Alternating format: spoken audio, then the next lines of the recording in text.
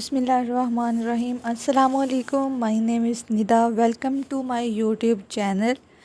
Today we will discuss about اسلام کے ارکان اسلام جو ہیں. عبادات کا یہ ٹاپک ہے ارکان اسلام. اس میں سے جو حج ہے آج ہم اس کے بارے میں بات کریں گے. تو بغیر ٹائم ضائع کیے ہم جو ہے وہ حج کا ٹاپک سٹارٹ کرتے ہیں.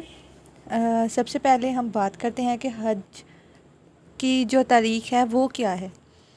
تو خانہ کعبہ زمین پر خدا کا پہلا بابرکت گھر بت پرستی کا مرکز بنا ہوا تھا. حضرت ابراہیم علیہ السلام جب بابل سے ہجرت کر کے یہاں پہنچے تو انہوں نے اس کی دوبارہ تعمیر فرمائی اور خانہ خدا کو آباد کرنے کی سعی کی. اسلام کی آمد سے پہلے بھی حج کا طریقہ رائج تھا اور یہاں حج ہوتا تھا، لیکن اسلام نے اس کے طریقے کو تبدیل کیا اور خالصتاً توحید کے تقاضوں کے مطابق کیا. آمد اسلام سے قبل قریش اس کے متولی تھے. خانہ کعبہ میں داخلہ ان کی اجازت سے ہوتا تھا، لیکن آمد اسلام کے ساتھ ہی یہ کام بھی ختم ہو گیا اور ہر شخص کو، چاہے وہ عربی ہو یا عجمی، قریشی ہو یا غیر قریشی، تو سب کو بغیر اجازت کے اس گھر میں داخلے کی اجازت دے دی گئی. اب ہم بات کرتے ہیں کہ حج کے لغوی معنی کیا ہیں. تو اس کے لغوی معنی ہے زیارت کا ارادہ کرنا. شریعت کی زبان میں اس کو حج اس لیے کہا جاتا ہے کہ اس میں انسان کعبہ کی زیارت کا حق رکھتا ہے یا استطاعت رکھتا ہے یا کرنا چاہتا ہے. حج ہر بالغ اور صاحب استطاعت پر زندگی میں ایک مرتبہ فرض ہے، یعنی کہ جو کہ اس کی جو ہے وہ استطاعت رکھتا ہے، اس کے پاس اتنا مال و زر ہے کہ وہ حج کر سکتا ہے تو وہ لازمی حج کرے. تو اسپائرنٹ یہ تھی حج کی فضیلت اور اہمیت. اس کے بعد ہم بات کرتے ہیں مناسک و مراسم، یعنی حج کے مناسک جو ہیں اس کی رسم و رواج کیا ہیں. اس سے مراد مناسک و مراسم سے مراد طور طریقے اور رسم و عبادات ہیں. سب سے پہلے بات کرتے ہیں احرام کی. مکہ سے دور ایک خاص مقام پر حج کی باقاعدہ نیت سے احرام باندھا جاتا ہے. مسنون طریقے کے مطابق غسل کے بعد ایک تہہ بند اور ایک چادر پہنی جاتی ہے. اس لباس میں بال اور ناخن ترشوانا یعنی کہ کاٹنا ممنوع ہے. یہ لباس انسلا ہوتا ہے. اس کے بعد ہے تلبی یعنی لبیک اللہم لبیک کی صدائیں بلند کرنا. ابن عمر رضی اللہ تعالیٰ عنہ سے مروی ہے کہ نبی کریم صلی اللہ علیہ وآلہ وسلم حج اور عمرہ کے لیے نکلتے تو ذوالحلیفہ پہنچ کر 2 رکعت نماز پڑھتے، پھر مسجد کے پاس اونٹنی پر سوار ہوتے. وہ کھڑی ہو جاتی تو تلبی شروع کر دیتے. یہ مسلم کی حدیث ہے 1184 یعنی کہ 1184. اس کے بعد ہے طواف کرنا. طواف یعنی خانہ کعبہ کے گرد چکر لگانا. حج کے طواف کو طواف افاضہ کہا جاتا ہے. گھر رخصت ہونے والوں کو بھی رسول اللہ صلی اللہ علیہ وآلہ وسلم نے طواف کرنے کی تلقین فرمائی. آپ صلی اللہ علیہ وآلہ وسلم نے ارشاد فرمایا کہ رخصت سے پہلے تم میں سے ہر ایک کا آخری کام یہی ہونا چاہیے. بخاری کی حدیث ہے 175. صحیح کرنا. صفا و مروہ کے درمیان تیز تیز چلنا. یہ حضرت حاجرہ رضی اللہ تعالیٰ عنہ کی سنت ہے. جب وہ حضرت اسماعیل علیہ السلام کے لیے پانی کی تلاش میں کبھی صفا کی طرف دوڑتی تھی تو کبھی مروہ کی طرف. عرفات کا وقوف عرفات یعنی میدان عرفات میں قیام کرنا. رسول اللہ صلی اللہ علیہ وآلہ وسلم 9 ذوالحج کی صبح طلوع آفتاب کے بعد عرفات کے لیے روانہ ہوئے. وہاں آپ صلی اللہ علیہ وآلہ وسلم کے لیے وادی نمرہ میں خیمہ لگایا گیا.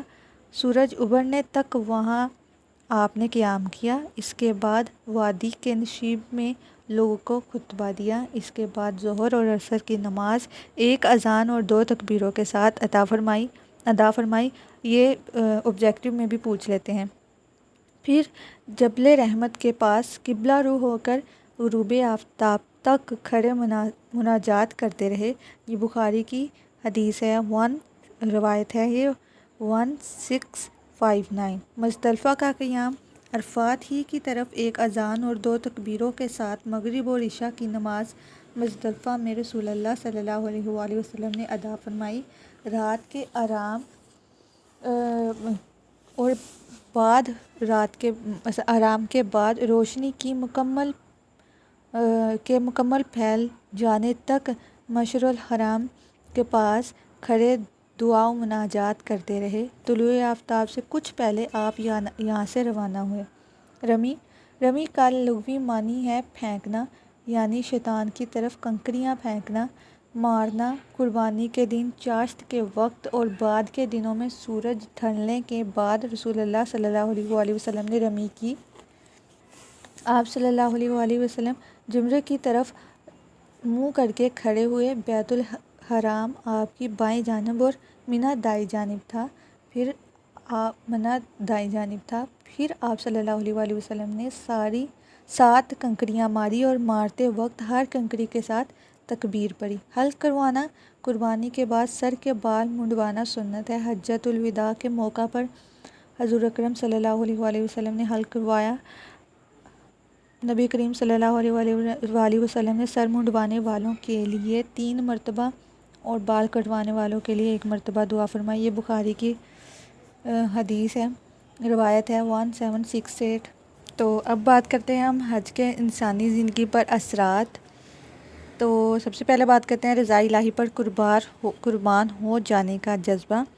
طواف کے دوران شمع اور پروانہ کا شاعرانہ تخیل ابھرتا ہے اور انسان اللہ رب العزت کے سامنے اظہار کر رہا ہوتا ہے کہ اے اللہ، میں تیرے سامنے حاضر ہوں۔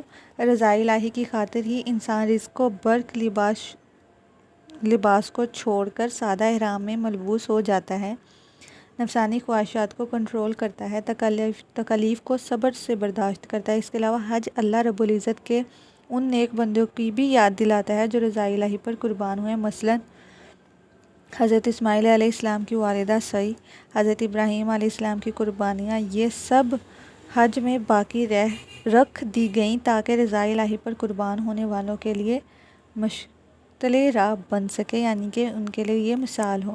نیک بندوں کی پیروی کا مظہر: صفا و مروہ کے درمیان سعی کے دوران حضرت حاجرہ رضی اللہ تعالیٰ عنہ کی قربانی کی یاد تازہ ہو جاتی ہے۔ جس طرح حضرت حاجرہ رضی اللہ تعالیٰ عنہ نے پریشانی کے عالم میں حضرت اسماعیل علیہ السلام کے لیے پانی تلاش کرنے کے لیے چکر لگائے، اس طرح بندہ مومن ان کی سنت پر عمل پیرا کرتے ہوئے چکر لگاتا ہے۔ اس سے یہ بھی پتہ چلتا ہے کہ اللہ رب العزت اپنے نیک بندوں کی اپنے ساتھ محبت کے واقعات کو باقی رکھ کر دوسروں کو اس پر عمل کی ترغیب بھی دلانا چاہتا ہے۔ خانہ کعبہ کی تعمیر بھی حضرت ابراہیم علیہ السلام نے ہی کی تھی، اور یہ والا جو ہے وہ آبجیکٹیو میں پوچھ لیتے ہیں۔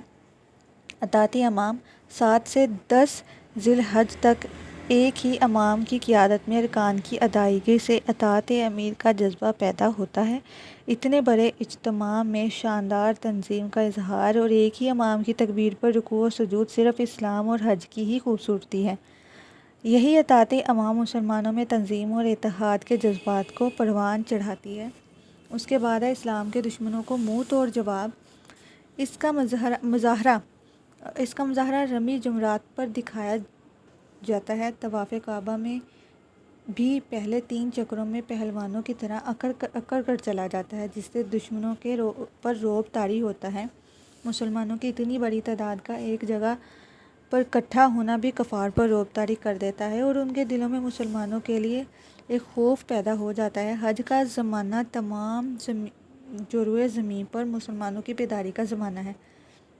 مسلمانوں کا رنگ، نسل اور ملک کی قید سے آزاد اجتماع اسلام کے دشمنوں کے لیے منہ توڑ جواب ہے۔ اللہ کی راہ میں قربانی کا جذبہ: قربانی کے روز تمام مسلمان اس جذبے سے سرشار ہوتے ہیں۔ حج کے موقع پر بڑے پیمانے پر قربانی کی جاتی ہے۔ جانوروں کی قربانی کے ساتھ ساتھ اپنی انا اور خواہشات کی بھی قربانی کی جاتی ہے۔ اس کے علاوہ حج کے سفر کے اخراجات بھی مالی قربانی کے ضمن میں آتے ہیں۔ حج کے سفر کی تکالیف برداشت کرنا، ہجوم کے دھکے کھا کر دوسروں کے لیے راستہ ہموار کرنا، ساری قربانی کی مثالیں ہیں۔ اللہ پاک سے محبت کا فروغ: تو ایک ہی لباس اور لشکر کی طرح ایک ہی منزل اور صرف اللہ کی رضا مسلمانوں کی اس ذات باری جل جلالہ سے عشق کی علامت ہے۔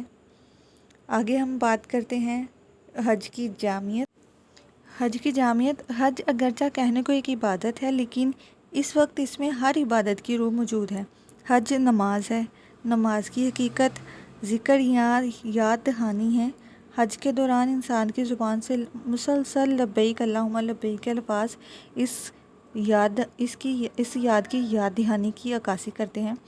حج بطور زکوٰۃ، اللہ کی طرف اپنی دولت خرچ کرنا بھی زکوٰۃ ہے۔ بغیر مالی قربانی کے حج ناممکن ہے۔ حج میں غریبوں تک قربانی کا گوشت بھی پہنچایا جاتا ہے، اور اس کے علاوہ حج کے سفر پر اور دیگر لوازمات پر بھی پیسے کا خرچہ آتا ہے۔ حج روزہ بھی ہے، اس لیے کہ جنسی ملاپ اگر روزے کے دوران دن میں ممنوع ہے تو دوران حج بھی زیب و زینت کی پابندی ہے اس لیے۔ اور حج آخرت کی یاد دہانی ہے۔ میدان عرفات کا منظر اور احرام میں کفن جیسا لباس آخروی زندگی کی یاد دلاتا ہے۔ کفن بھی انصلہ ہوتا ہے اور احرام بھی انصلہ ہوتا ہے۔ یہ اس میں ایک مین جو ہے وہ سملیرٹی ہے۔ جملہ صفات کا مجموعہ۔ حج سے حب الہی، صبر، رضا، فکر، توکل، ہمدردی، مساوات کا درس ملتا ہے۔ حج فی الواقع اسلامی تعلیمات کا مجموعہ اور عملی نمونہ ہے۔ اس کے بعد ہم بات کریں گے لاسٹ پہ حاصل کلام، جو کہ بہت بہت ضروری ہے۔ تو اس میں آپ لکھ سکتے ہو کہ مشکوت شریف میں ہے کہ حج اور عمرہ کرنے والے اللہ تعالیٰ کے خاص مہمان ہوتے ہیں۔ وہ اللہ تعالیٰ سے جو دعا مانگتے ہیں وہ ان کو عطا کرتا ہے۔ اسے مغفرت مانگے تو وہ ان کو بخش دیتا ہے۔ حج روحانی مقاصد کے حصول کے ساتھ ساتھ کفار پر بھی مسلمانوں کا رعب طاری کرتا ہے۔ مختلف نسلوں، زبانوں، رنگوں اور جگہوں سے تعلق رکھنے والے لوگ ایک ہی زبان بولتے ہیں، ایک ہی لباس میں ملبوس ہو کر اللہ تعالیٰ کی وحدانیت کا پرچار کرتے ہیں۔ یوں کالے، گورے، عربی، اجمی رنگوں اور نسلوں کے فرق کو مٹا کر صرف اسلام کے پرچم تلے اکٹھے ہوتے ہیں۔ تو یہ آپ نے جو بھی کویسچن لکھا ہوگا اس کا آپ نے چھوٹا سا خلاصہ لکھنا ہے۔ اب میں نے جیسے کہ یہ پڑھی ہے اسٹیٹمنٹ حاصل کلام یا خلاصہ کلام کی، تو وہ آپ دیکھیں گے وہ ساری وہی ہے جو کہ سارے کویسچن میں ہیں۔ تو اس کے علاوہ اگر آپ کو کسی بھی قسم کا کوئی بھی کویسچن ہو آپ کا تو آپ مجھ سے پوچھ سکتے ہیں آپ مجھ سے کمنٹ باکس میں۔ اور اس ویڈیو کو لائک کریں، چینل کو سبسکرائب کریں تاکہ میں جو مزید روز اپنی ایک ویڈیو اپلوڈ کرتی ہوں وہ آپ لوگوں تک آسانی سے پہنچ سکے۔ بس اب نیکسٹ ویڈیو میں ملتے ہیں، تب تک کے لیے اپنا بہت سا خیال رکھیں۔ خدا حافظ۔